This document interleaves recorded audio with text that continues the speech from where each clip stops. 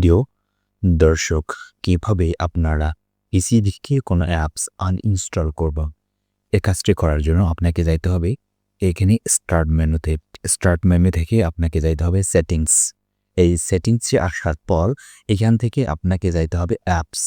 এই অ্যাপসে আসার পর আপনি যে অ্যাপসটা আনইনস্টল করতে চান সেই অ্যাপসটা আপনাকে এখানে খুঁজে বের করতে হবে।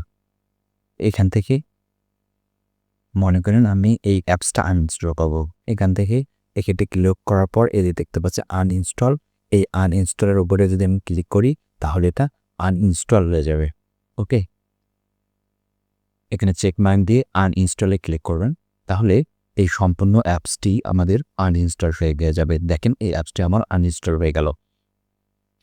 এখন আপনি যদি এখানে সার্চ করেন নির্দিষ্ট কোনো অ্যাপসের নাম, তাহলে কিন্তু এই আপনার অ্যাপসটি শো করলো, ওখান থেকেও আপনি আনইনস্টল করতে পারেন। এভাবেই মূলত আমরা পিসি থেকে কোনো অ্যাপস আনইনস্টল করতে পারি।